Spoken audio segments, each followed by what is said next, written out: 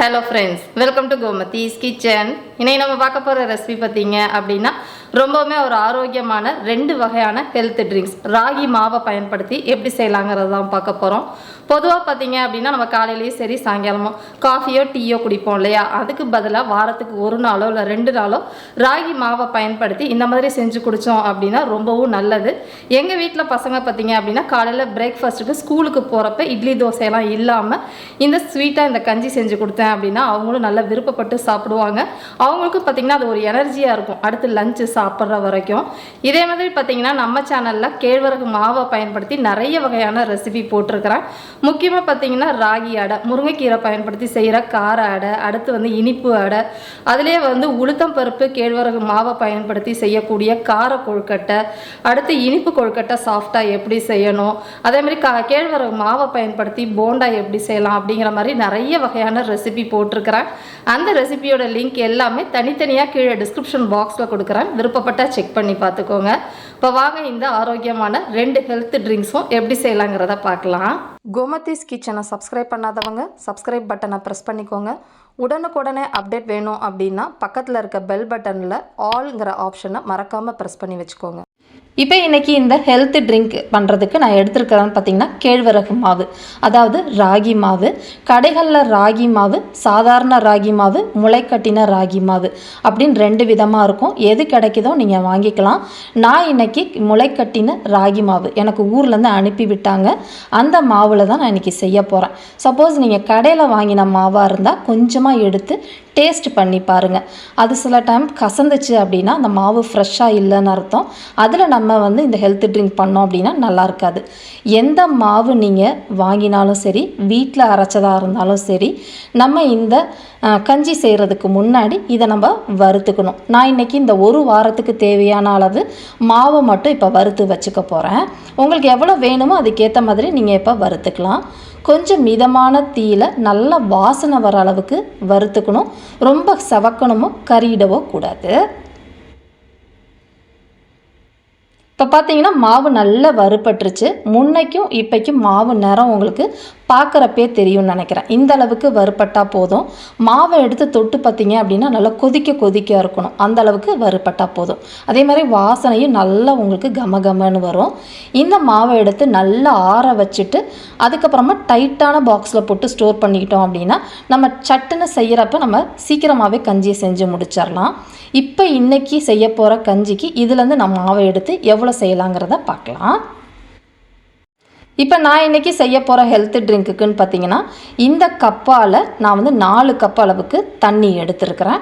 அதாவது இதில் 3 கப் அளவுக்கு நம்ம தாராளமாக நம்ம வந்து இந்த கஞ்சி செய்யலாம். நான் ஏற்கனவே தண்ணியை பார்த்திங்கன்னா 4 கப் அளவுக்கு அளந்து ஒரு பாத்திரத்தில் வச்சுருந்தேன். அதை வந்து இதில் சேர்த்துக்கிறேன். இப்போ இதை வந்து அடுப்பை ஆன் பண்ண வேண்டாம். நம்ம தண்ணி சூடாயிடுச்சுன்னா நம்ம மாவு போட்டு கலக்கிறப்ப கட்டி பட்டுரும். அதனால் இது அப்படியே இருக்கட்டும். இப்போ முதல்ல வந்து மாவு நான் செய்ய போகிற 3 கப்புக்குன்னு பார்த்தீங்கன்னா அரை கப் அளவுக்கு இந்த இப்போ நம்ம வறுத்த கேழ்வரகு மாவு எடுத்துருக்கிறேன். அதை ஒரு பாத்திரத்துக்கு மாற்றிக்கோங்க. இப்போ இதில் எடுத்த கப்பு தண்ணி ஊற்றணும் பார்த்தீங்களா, அந்த கிளாஸ் டம்ளரில், அதில் பாதி அளவுக்கு தண்ணி எடுத்து இந்த கேழ்வரகு மாவில் சேர்த்துக்கலாம்.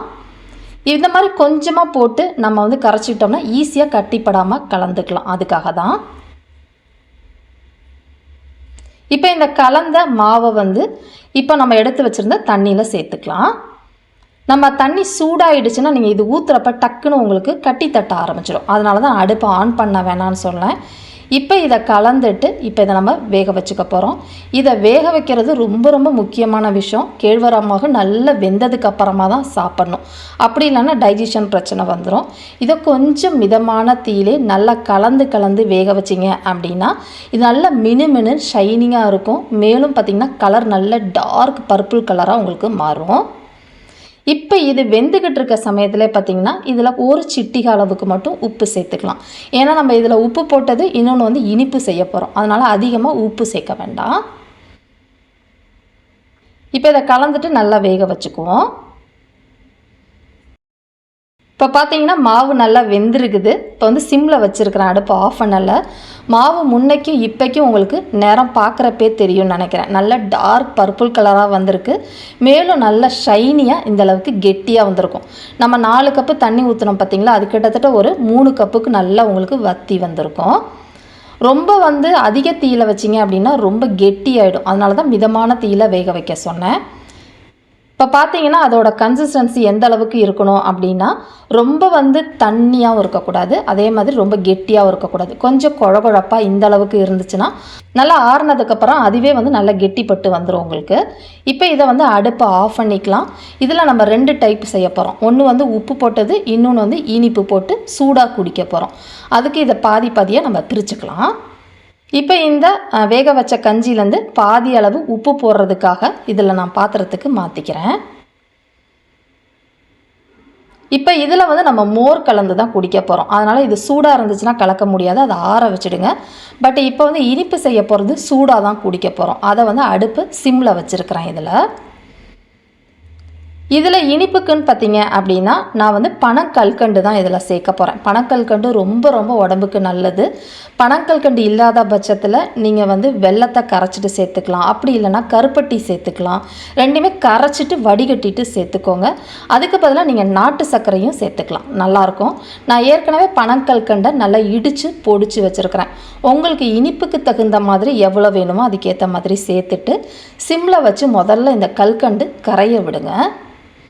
முடிஞ்ச வரைக்கும் வெள்ளை சர்க்கரையை வந்து அவாய்ட் பண்ணிவிட்டு மற்ற எது இனிப்புக்கு வேணுமோ அதை சேர்த்துக்கோங்க. இப்போ பார்த்திங்கன்னா பனக்கல்கண்டு நல்லா கரைஞ்சி இந்த அளவுக்கு வந்துருச்சு. ரொம்ப வந்து கெட்டியாக வேண்டாம். இப்போ இந்த சமயத்தில் இதில் வந்து நம்ம பால் சேர்த்துக்க போகிறோம். முக்கியமாக பார்த்திங்க அப்படின்னா பால் ஏற்கனவே காய்ச்சின பால் தான் சேர்க்கணும், பச்சை பால் சேர்க்கக்கூடாது. நான் இன்றைக்கி வந்து இதில் ஆல்மண்ட் மில்க்கு கடையில் கிடைக்கும் பார்த்திங்களா, அது வந்து ஒரு 1/2 கப் அளவுக்கு சேர்த்துக்க போகிறேன். அதே மாதிரி முன்னாடியே சொன்ன மாதிரி காய்ச்சின பால் உங்களுக்கு எவ்வளோ வேணுமோ அதுக்கேற்ற மாதிரி நீங்கள் பாலும் சேர்த்துக்கலாம். இப்போ இது சேர்த்து நல்லா கலந்ததுக்கப்புறமா கொஞ்சம் இது சூடாகட்டும். இப்போ பார்த்திங்கன்னா சூடானதுக்கப்புறமா அடுப்பை ஆஃப் பண்ணிட்டேன். நம்மளோட ரொம்ப ரொம்ப ஆரோக்கியமான மால்ட், ராகி மால்ட் வந்து ரெடி ஆகிடுச்சு. இப்போ அடுத்ததாக வந்து உப்பு போட்டு செய்கிறதுக்காக நான் ஏற்கனவே மோர் எடுத்து வச்சுருக்கிறேன்.